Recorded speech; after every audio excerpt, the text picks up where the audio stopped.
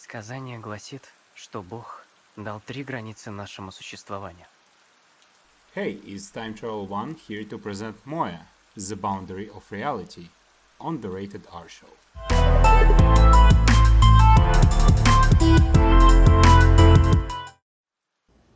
Hello, and welcome back to another episode of the Bamsters Rated R Show. I'm your host, Draconis, and with me in the other seat, I have G-Talk. Hey everybody, yes it is episode 178, and it's Wednesday, and we're dealing with the boundary of reality. Yes, say hi to our guest, the developer behind this game, Mr. Time Travel. Hello. It's Time Travel. I'm the developer of Moya, the boundary of reality. The game that just came out in the end of August 2019.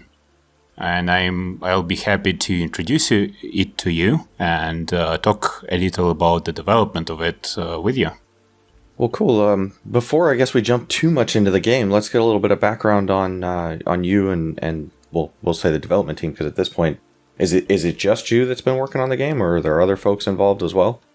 Well, there were a bunch of folks involved, but the let's say everything except some artworks and all of the music and of course voiceover was done by me. So it includes story, gameplay, like game design, and programming of all of the gameplay. Pretty much all of the models, the visuals in the game, except some artworks on the sprites. As you might have seen, there is some scenes where you see sprites like there is in Persona games and a bunch of others, and those sprites were done by an artist called Falafel Jake, which is a good friend of mine.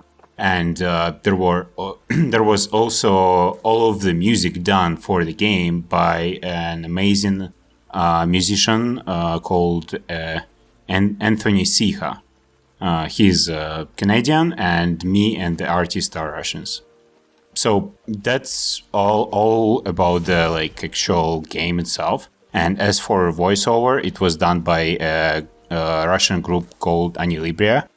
Since there was a particular reason why I decided for there to be a Russian original voiceover, and this main reason is that while we hear a lot of original English and Japanese in many games all over the world, while those languages are amazing, I believe that Russian and many other languages that we don't usually hear in games have their own beauty in them itself. So I hope more gamers will enjoy some introduction to Russian language and hopefully enjoy it in the game. So that's pretty much all people that were involved. Yep. If I may, the voiceover actually works quite well. The visual style combined with the Russian, and I looked at the trailer, I think the one you just put out or recently put out, they fit quite well together, and the voice that you've chosen there is really good for it. Nice. I'm happy to hear it. This game definitely has quite a weird some weird stylistic choices, and I think it might be quite fun for you to dig a little deeper into how this game was developed, because the thing that turned out at the final release is completely different from the original idea. So if you if you maybe have any other related questions before I dig into the development, maybe you can ask them right now.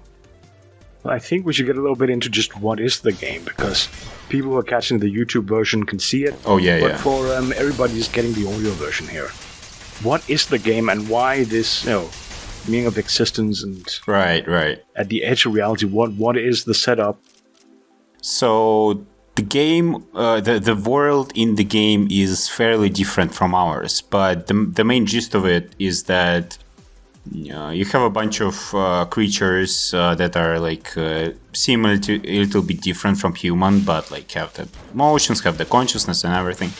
And their civilization hit a point at which they started using digital memory cards instead of their brains to store their consciousness and memories. And as like civilization started going further with this technology and all of the like people in this world using this technology, suddenly there was like one child that accidentally destroyed his like memory unit, the thing that stored consciousness for this child. And as this child lost it, this child got the special powers to control the reality around him, as in using like changing place of different objects around, creating new objects, creating some temporary or persistent object around him. And as this child came into being, also this world was hit by a disaster that they called Angel. And there were 3 childs that like happened to lose their memory card and gain new consciousness, which gave him like special powers. And there were 3 angels that hit this world and pretty much destroyed it, to the point that there is only one city, which you as main character turns out you have to protect it, because you're the 4th child and you have to meet the final final enemy of this world and protect it from this disaster called Angel, the 4th and final angel. As you hear, it has quite a lot of religious imagery in it, and there is quite a good reason for it, which will be understood as the story goes as you play the game. But mainly, if I were to say, I think I would say that the strongest points of this game are how unique the world is and how fun the gameplay is. Fun in a way that this is 3D adventure platformer with a bunch of combat in it. And all of the movement is designed to be really fun, as in just moving around. And all of the actions, including the special power of creating objects around you, that is this like speciality of this character. And the way that smooth movement and fast-paced combat goes creates quite a unique experience for the player, which is, I think, quite lost in modern games, even on indie market. So I think because this game kind of reminds of classics of platforming that includes Banjo-Kazooie or even Mario, but also adds the unique story and the world and the style to it, it kind of hits a certain mark in the uniqueness of as an indie game on the market right now. So that's pretty much all of the reasons why I would say this game deserves your attention. So, yep. So the game is being released on PC, and I'm assuming because it's a platformer title, you were doing this with a controller in mind. Yep. But was keyboard and mouse kind of an afterthought of that, or like have you done a lot of testing with keyboard and mouse as far as controlling the character moving around? I've done a bunch of testing with both. I myself prefer gamepad more, and I think it's just a better way to play this kind of games. But I tested the game both on keyboard and mouse and the gamepad. So I believe the controls are fairly easy and comfortable on both ways to play. At the moment, there is like a particular reason why the game is kind of early access. It has some of the features which are like the game is fully playable, but there are features like changing the control scheme on the keyboard, which is for example, not there yet. So as this and some other features, including more languages, will get to the game, I think the game might as well go out of the early access and release as a full experience. But for now, the controls are quite comfortable on both keyboard and the gamepad. It just on the key, you can't change the controls on the keyboard yet. I'm glad you mentioned that, because that was going to be one of my other questions, was if you were considering key mapping, because I've had a chance to play about, I want to say about 45 minutes of the game so far, and I just sat down because I didn't have my controller plugged in at the time, so I've only played on keyboard and mouse, but I did want to go back in and check with the controller as well. And I agree. Games like this typically are better played, any platform titles anyway, with the controller versus keyboard and mouse. Right. Would you mind to share some of your first thoughts on what you've played so far? I don't mind. Visually, I really like the way that the game looks. I kind of like that neon style, though. I also enjoyed the sound. The voiceover, the Russian voiceover, was unexpected, but I always like hearing different languages being spoken. So it was kind of cool, and I don't mind reading subtitles. I mean, do that most of the time in games anyway. All right. The combat in the game has been fun so far, and I also like the save checkpoints too, because whenever you get taken down by an enemy, whether it's an enemy you didn't expect to run into, or their strength or health is more than maybe I expected, it's nice to have a close checkpoint. Right. The movement on the keyboard, I felt like maybe needed still a little bit of work or tightening up, but other than that, I was having fun with the game. Yeah, movement on keyboard when it comes to platformers is a tough one, because you don't have joysticks on the keyboard, and everything you have are the buttons. Yeah, you're right. So it's a little frustrating. Any platformer on keyboard can be tough. It's still possible. Yeah, as much as if there will be more testing results coming, as they do since game came out and such. Everything will be polished. It's only better that if some people will see some problems on the keyboard with the movement and how it goes, it would be nice to hear more feedback on that as a review comes in and such. So I think mostly it was jumping was the issues. Was because there were times I didn't intend to dive, and I think I was probably just holding the space bar down too long when I'd hit the jump. Yeah, I see. Yeah, I see where this is coming from. But yeah, the save systems are a weird one for every game, because for example, this automatic quick saves in some of the more mainstream games like Call of Duty, they're comfortable, but in the same time it feels like you don't have enough control over the fact that you save or you didn't. You just give the game all of the control of that. It's not most beloved thing for me, so that's the main reason why the checkpoints are fairly visible, understandable, and easy to use in this game. Yeah, I think the checkpoints for this work really well, because it's not something that you have to worry about, like you were talking about, and so yeah, you just and they at least so far what I've seen is they seem pretty frequent. So it's not like you're having to go back too far if you get yourself killed. Right. Yeah. Exactly.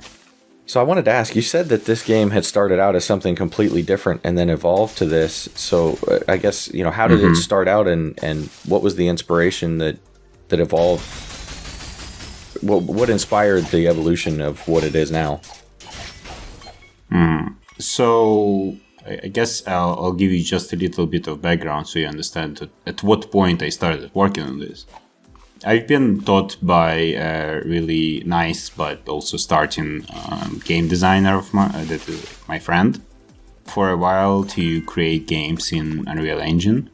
And at a certain point after I thought I got enough experience, when I thought about what would be the game that I would want to make in my situation, I felt like I wanted to address the fact how freaky it feels to think that we are we are as a civilization right now are capable of creating simulated worlds and thinking that we might be in simulated world ourselves.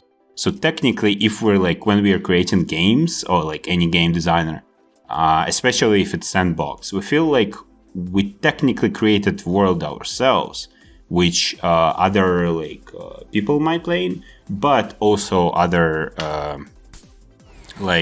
intelligent life forms, if I can say that, can participate in this world. And that's why when I wanted to address this weird thing that I often thought about, I came to the conclusion of a wish to create sort of a world that kind of lives by itself, where different characters that are similar species kind of try to survive in the world themselves, but also you as a player have the same amount of possibilities as them. You try to survive in this world yourself as well. And this kind of game was planned on as a sandbox, where you have a fairly ruined world, let's say, with a bunch of characters you can meet, you can trade with, you can help them in some occasions, maybe they can help you, and all of these kind of interactions in a quite survival kind of gameplay, but done with a society itself that is consisted from different characters that you meet in the world. When I first thought about it, it kind of came to me as a fairly simple kind of game to do if I think of every function as fairly emergent. Maybe you know this term emergent in game design, but if you don't, there is a really simple way to explain it. It's if you have a system and it interacts with every other system in a game in a kind of unique way that produces some kind of maybe unique fun gameplay part, that means the system is emergent. If for example there is a mini game in the game and it doesn't interact with any other part of the game, it kind of it is not emergent. But in sandbox like Minecraft and such, almost all parts of this kind of games are emergent because all of them interact with everything else in this world. So that's the main point of the original idea. It was to have a sandbox with fractured society and a whole lot of emergent systems that would make a fun experience of living in this world with these characters. So it's a kind of create adventure for yourself and such. So turned out that's not the easiest idea to create, fulfill. After a bunch of months of trying to create this idea, I came to the conclusion that I myself wouldn't be enough people to fulfill it, and with a budget and such.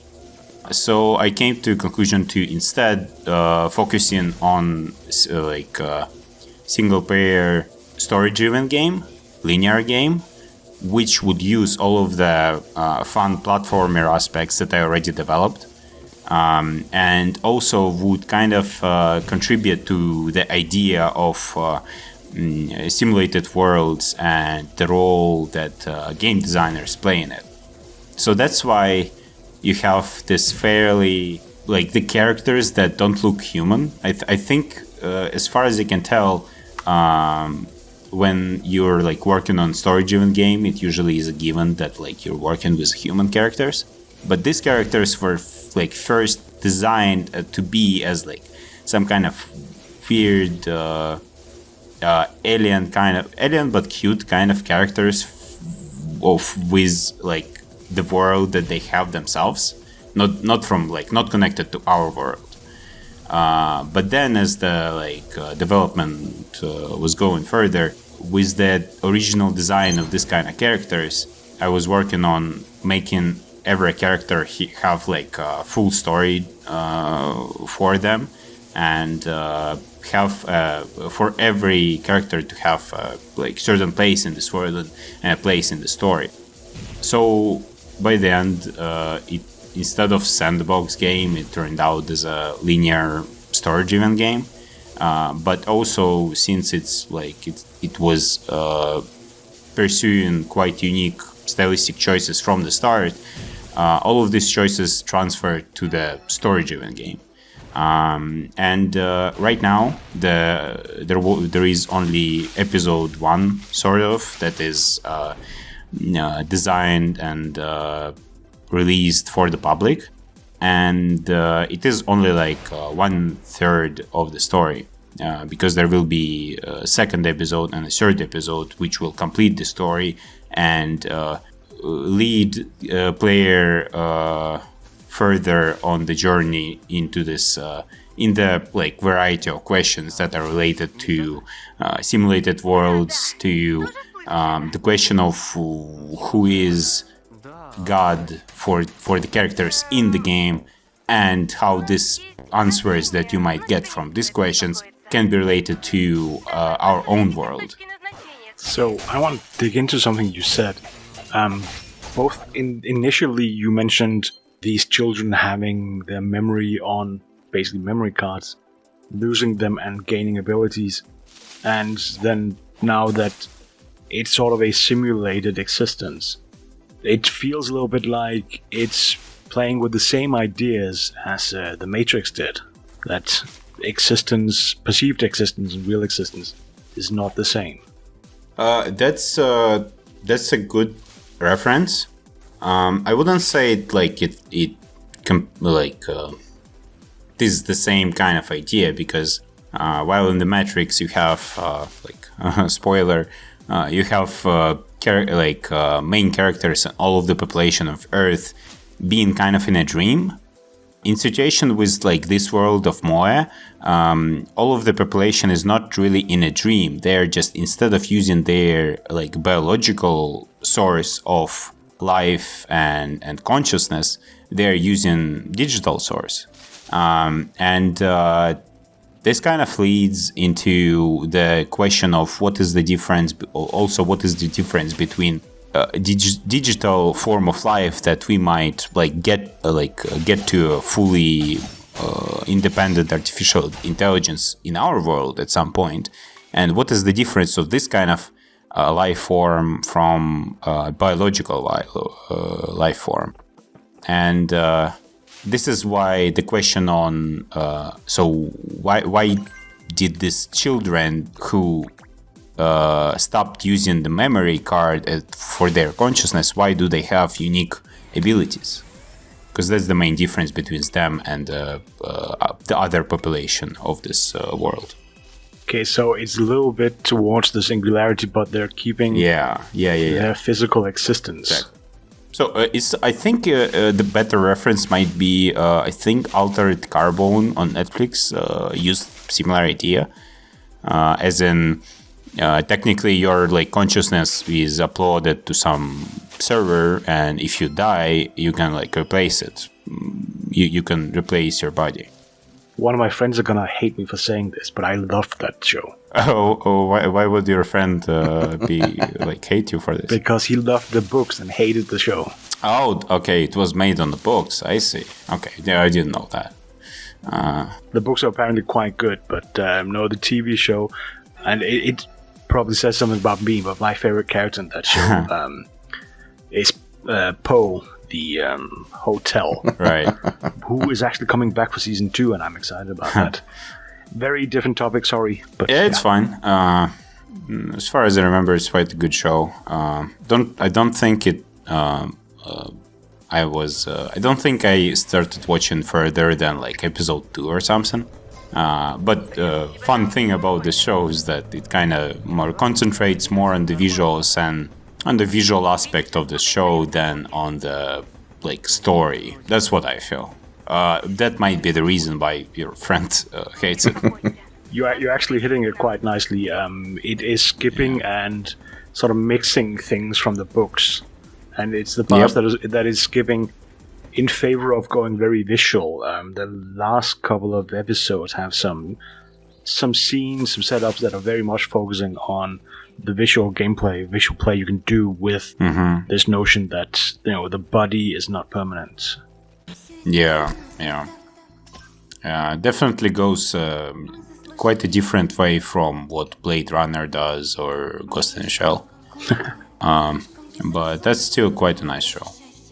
Well, with regards to uploading your consciousness to, say, another body, I want to ask about the decision to design the characters as these, cat-like humanoids. Of course, the internet is obsessed with cats. So, what was the reason that you guys chose to you make the characters in this world look like cats? That's how to say, indirectly you kind of identify the reason. I don't think I was thinking that cats are the cutest and everyone loves them, so I'll use them as a reference. But I think not even including cats, we are just quite fond of furry beings with some cute characteristics, including big pointy ears and such. So the main goal was basically to create just cute beings that live in a world which is kind of dark in its own way. That's why the characters are mainly have darker skin tone, let's say, and all of the things that are not dark on them, they are glowing with their own color. So that's one of the things that was designed because it was representing the creatures that lived in darkness for quite some time. I guess also when you set out a goal of doing something that is non-human, but that humans can recognize as cute. Yep. In almost every case, you end up with something that approaches not necessarily cats, but you get that slightly more round face. You get those slightly bigger eyes. Yeah. Because that's what we're programmed to find cute. Yep. Baby features. Yep. Exactly. I think from my let's say, all of the most important drivers of inspiration for me were the shows or the games that used quite cute characters, but in the same time in a fairly dark or adult story. Similar how to if you've seen anime called Madoka Magica. That's a good example of what I was going. I mean, not what I was going for in this particular game. I'm just used to, and I find it really fun to create cute characters and create a story where you care for them, but they are in quite dangerous situations. I guess that also answers Drax's question. No, it wasn't a marketing strategy. Yeah. Well, so it looks like, at least thus far, and like I said, I've only barely scratched the surface, but it looks like the enemies that we fight are more like some kind of a robotic type creation. Is that the majority of all the enemies that we'll face, or will they all be some type of robot, or are there other things that we encounter along the way? All of the enemies are, in their own way, are anomalies. And the main reason why you start from seeing robotic creatures that attack you is that since this catastrophe called angels came to this world, it's not as simple as this creature just burned a bunch of cities or something. This catastrophes bring much more abnormality to the world, and one of them was letting the nature take over the robotics, which was created by characters in this world. That's why the robotic creatures that you encounter have some flowers on them, have some unique behavior that kind of brings them to the border between nature and cybernetics, I believe. And you will see them, and you will see more abnormal creatures in this world. And in case of this particular part of the game, you'll definitely encounter more stylistic and spiritual kind of creatures closer to the end. When you've mentioned the angels a couple times now, are those creatures that we might run into? Are they maybe more like a boss battle, or? That is pretty much the boss battle, since the main point of this particular game, the release that was just there, is to defeat the fourth angel, the one that if you will not defeat him, will destroy the last city on this planet, the last part of the civilization. So you have a boss battle with this being. You will encounter some maybe not obvious understanding of what this creature supposed to be, because it has a lot of abnormal things going around it that mainly concentrate on deceiving your own consciousness in this game. So I hope you and other gamers will find it quite fun to encounter the final battle in this game.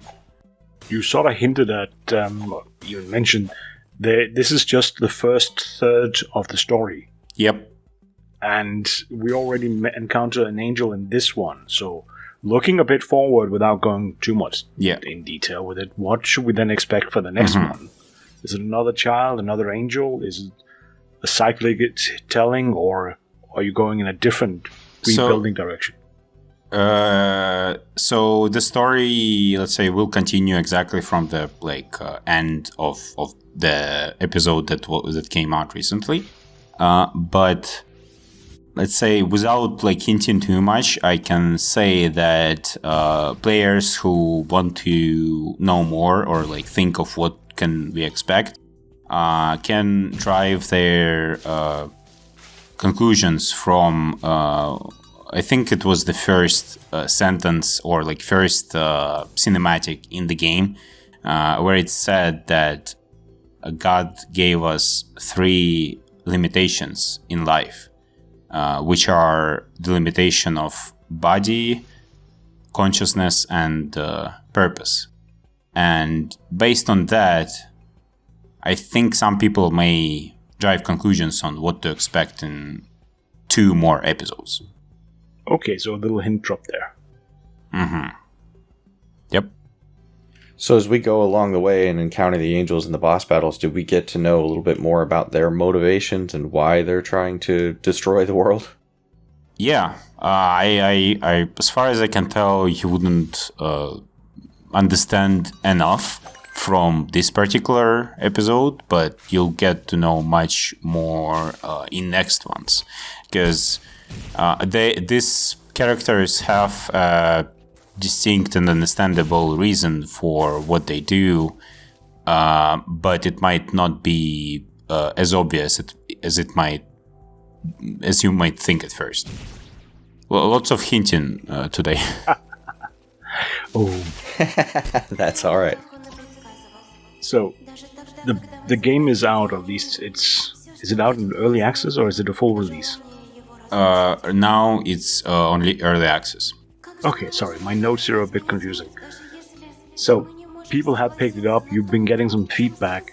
Sure. What's the feedback like so far? Right. It's pretty great. Haven't all of the criticisms which I get is completely understandable, but it's not that big of a deal. Let's say I wouldn't need to change all of the plans on the story or visuals to complement or fix some of the criticism. So lots of people that played the game really enjoyed what they got so far. Weird thing about let's say how I was working with Steam for a while now. The thing is, this game Moe was actually came out in February, or at least some people that lurk around like the contents of this like of the Steam page and such will see that there are even review on this game that were made in February, and the question might arise like, why did the game like release earlier? Sounds like a closed alpha. Yeah, that's pretty much was the closed alpha, and that was the one where let's say the content was quite rushed, and the only thing that was left from what was there is some parts of the gameplay, because it had a little story in this like kind of alpha stage before, but it is quite different. It has some relation, but it's quite different from what people encounter right now. The idea was that, let's say I needed to hit some deadlines. That's why the game was developed and released in a certain form in February. It wasn't received well, mainly because it had so much bugs. It just like people couldn't finish it. But after a while, when I was like thinking about how do I approach this situation, since like I just haven't had enough time to finish it, I decided that I'll be fixing a bunch of stuff, and since I'm quite perfectionist, I basically rebuilt the whole game from this point. Yikes. But it's quite fun. I basically brought this up because I'm a little anxious about the fact that some of the reviews that were left from this particular version are still on the page in Steam, and I can't do anything about it. Still, I really hope. Yeah, it's one of those things with Steam. Yeah. You have to when you go look at a game. Steam has been nice now that you can see feedback, both recent feedback and long-term feedback, and they all show different values for them.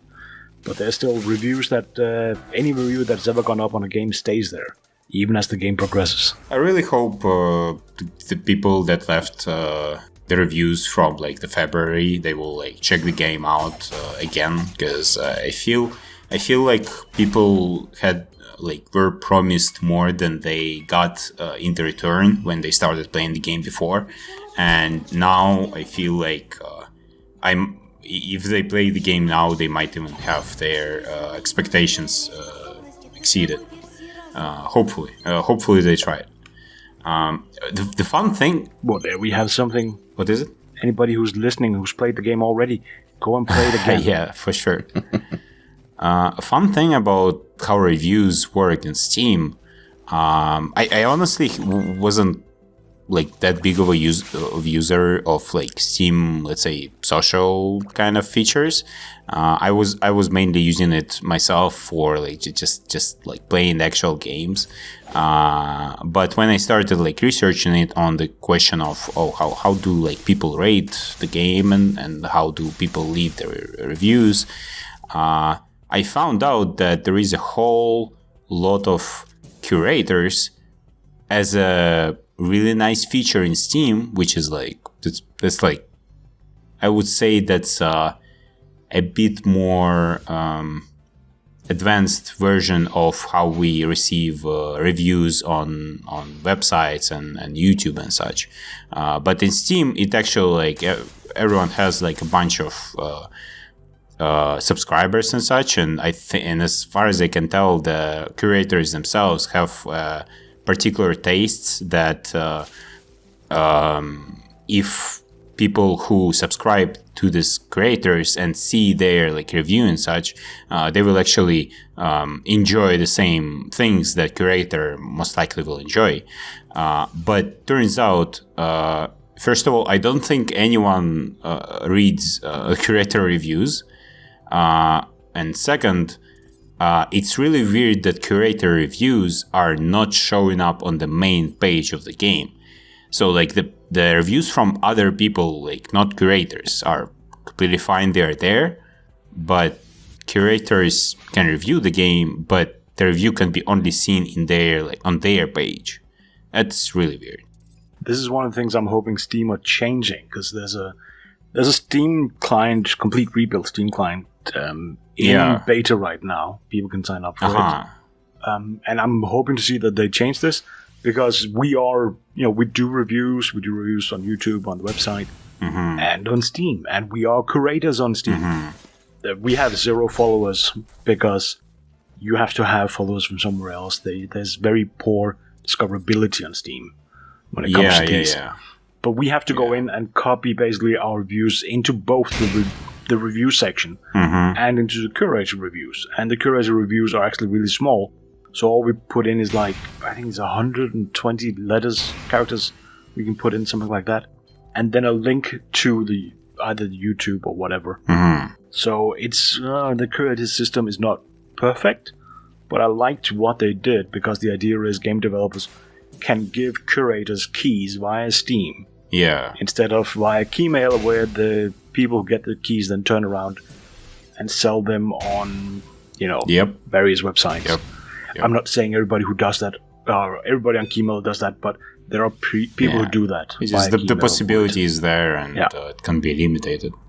So the curator system is an attempt to fix something, but it's not yet good, let alone perfect. I feel like people just like the people who read curators' reviews, I feel like they just stopped reading them at some point. It just seemed like users of Steam just not as active in their social circles functions anymore. They are within games, but I don't think they are across games. So if you have a game you're really into and it has a healthy environment, not always in Steam, then people are good at engaging on the forums. But the moment it exists, it exists elsewhere, when there's a Discord, when there's a forum outside of Steam, that's where people congregate. And I think Steam has not capitalized quite well on that. True. But Valve don't have to care. Well, hopefully it gets better, because they already have some competition with Epic Games, though Epic Games Store doesn't have any of these features anyway. No, but if you attended any developer conferences where Epic has been at, they keep bragging about how much money they have and how much they're going to change things. It's actually embarrassing being in them. Because they brag so much? Yeah, it's might be because I'm Scandinavian. We don't do that, but Epic has been a little bit excessive with it at some developer conferences. There definitely are like a whole lot of culture differences between. But if they follow up on it, or if they follow through on it, I should say, Epic Game Store could end up being good if they implement the things they say they're looking at. Of course. And in that case, Valve will have to step up on Steam as well.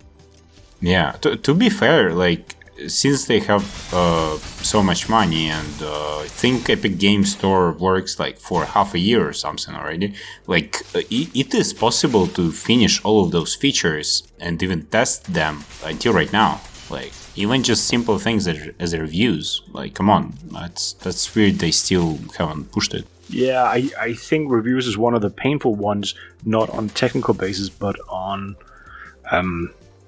if you give access to people writing things on your system. There are legal headaches, and I think right now Epic doesn't want people to just write penis everywhere on their site.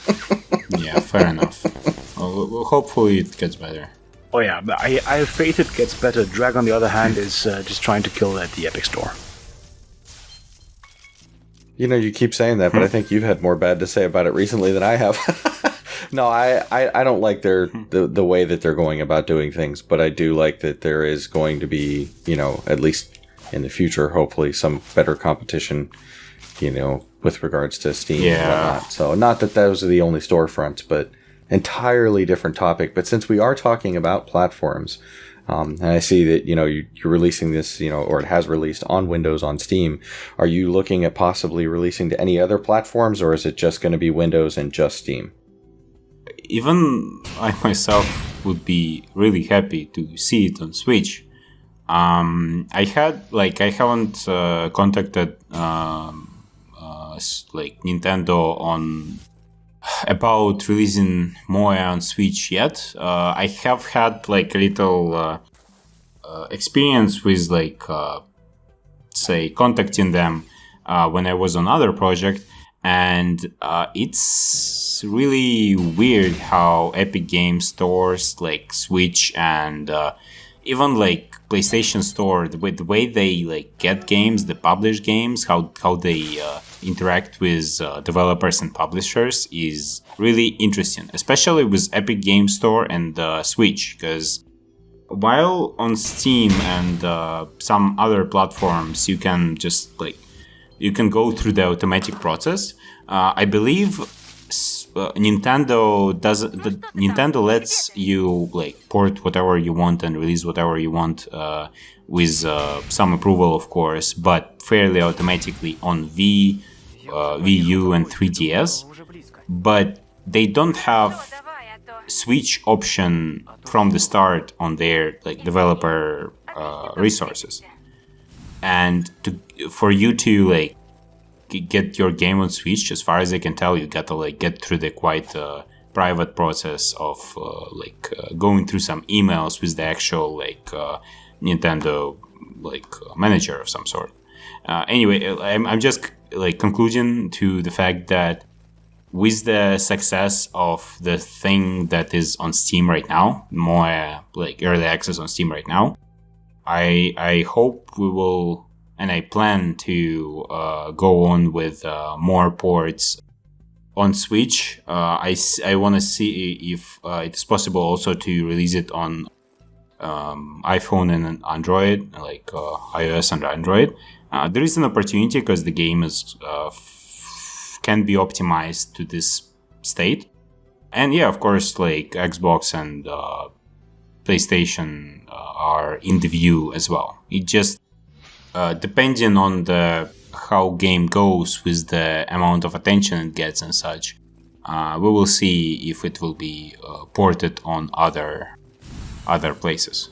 Because I have a wish, but it kind of needs to be supported with some resources to get this done. It's always a headache, isn't it? Yep, that's hopefully Unreal Engine makes it easier. I haven't had like hands-on experience with porting games with Unreal, but as far as I know, it's almost as simple as one click of a button, at least for consoles.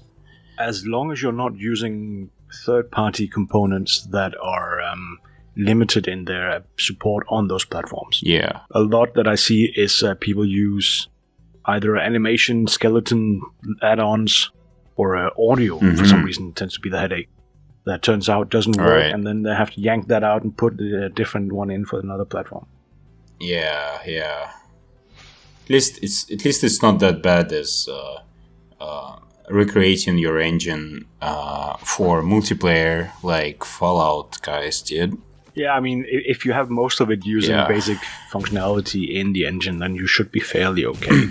Yeah, it should be okay. My job is usually to build for Mac or Linux, for example, is just go into the build and change. There's a little drop down, I think it is, where you set which one to choose. Mm-hmm. And it builds for that platform. That's all you need to do. And then you need to support it and have fun with that. Yep.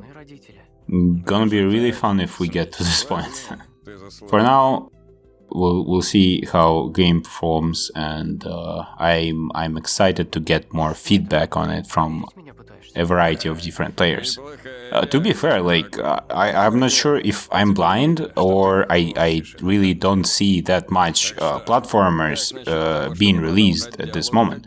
Like not like there are a bunch of 2D platformers, but 3D that are like trying to, let's say, build up on the ideas set up by old like really popular platformers, including Mario, Banjo-Kazooie, what is it, Tomb Raider and such. I don't see that much games right now with this kind of ideas. I think with 3D platforms, it felt at one point like Sony has cornered the market with them. Like Sony? if you did a 3D platform where you went on PlayStation and that was it, that might have drained the market a bit. Yeah. There's quite a lot of 2D, 2.5D, the ones where there's depth in the 2D. I see a lot of those still. But you might be right, there might be a slump in 3D platformers these days. Yeah. Although, again, if there is a slump, then just expect it to be filled in real quick, because with, 9,000 games coming out every year, they all migrate to wherever, either what is most popular or something that is not popular, just to fill a niche. Right, exactly. If this genre or some other thing, if there is a demand for it, it will get popular. Very much. Yeah. If there's a demand, I think there's always... People think that there's, now there's demand for one genre for another genre, and the market sort of leaves some behind, but I think there's always demands for them. I think people are just being a little bit blind. A lot who do the market research tend to be blind about it. Okay, Drax sending me a hint. I just want to wrap up the platform thing. Looking at the trailers, what I've done. I've not played it yet. Drax has. Just sorry, time. Yeah, it's okay. Real life gets in the way of playing games. Yeah, I can imagine. Switch, because it seems like a fairly straightforward game to play on Switch. And then with, again, the 3D platform with the visual style, it seems like a shoo-in to get this on PlayStation, as far as I'm concerned. So, and I'm biased. I spend most of my gaming time on PlayStation, but get those going. If you need to get a publisher. Oh, yeah, 100%. Yeah. So, Drac, your message to me, I see you're highlighting things. Do you want to take that question? Well, I was just doing that as a hint as to seeing we're coming up against the hour, so... But sure. Something we like to ask everyone that's kind of just as a break from the business stuff, break from the game stuff, fun question. What kind of bacon do you like? How do you like it prepared? And what kind of beverage would you have with said bacon? Be that beer, cider, vodka, etc. That's a weirdly specific question. Let me see, because I don't eat much bacon when I'm in Russia, when I'm back home. But I lived in Canada for a while, and I ate a bunch of bacon, and I think the best I was capable of doing them is, just fried to a certain point. I can't say I'm expert in this, not at all, unfortunately. But bacon is so good that you even can eat it not like even fry it or cook it in any way. It's good as it is even. But I usually get it fried and with some eggs and orange juice. Yeah, that sounds like a nice way to start the day. That's an excellent way to start the day. Perfect breakfast right there. Yeah. And then just as an aside, just for my own personal curiosity, my wife is really into vodka. It's not ever really been my preferred drink, but is there a particular brand of vodka that you would recommend if I wanted to pick something up for her? I would say weird thing is, I feel like when it comes to alcohol, you kind of need to live through the experience of drinking certain kind of drinks in a certain time frame. Then you build up your taste towards this drink. Because if you don't drink it enough, at least in my case, since I don't drink that much vodka, it kind of all similar to me. Kind of all same. But I usually get Stolichnaya. I'm not sure if you can get it in America. You can get Stoli in America. Don't worry. Okay. Yeah, that and let's say there is a specific time and place and event that I drink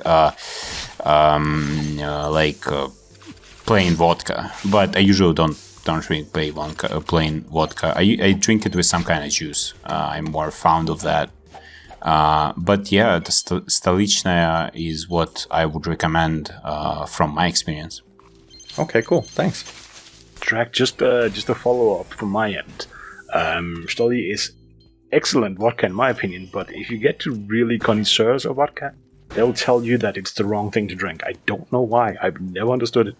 But they keep making faces whenever you say, oh, just go for Stoli. What kind of people say that? Are they at least Russians? I've seen Russians say yes. Huh. One insisted you had to pay like at least €100 for a bottle of vodka, otherwise it was terrible. Right. He's going like, no, just drink a bottle of Absolute and it'll work. Yeah, I can see that way. Sorry, and you stereotyped him a little bit. Just because there's a Russian on the show, you don't have to ask about vodka. I know, but I figured, it was worth asking.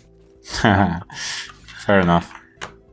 Okay, well, Drag already pointed out we're up on the hour, and we kind of have to wrap it up here. So, from my end, it's been a pleasure having you on and hearing about your game. I like the visual style in it. I like that whole... Yeah, it's a cat-like figure, sure. Mm-hmm. But that way that when he turns around in the trailer, at least one of the trailer, the face is, I want to say, dark bluish with the white whiskers.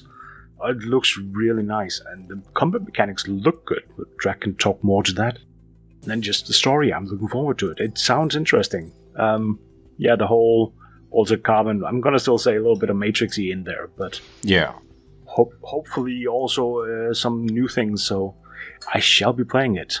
Yeah, And I've only scratched the surface so far, but I am having fun with what I've been playing, and I do, like G said, I really enjoy the art style, and the music has been really great too. So thank you very much for coming on the show today. awesome. Thank you very much for having me, and I'm looking forward to hear more of the feedback from you and from your listeners. And hopefully with your help and your listeners' help, we'll get this game even better in the next installations of the episodes and such. So thank you for having me, and thank you for listening. And all I can say is ciao.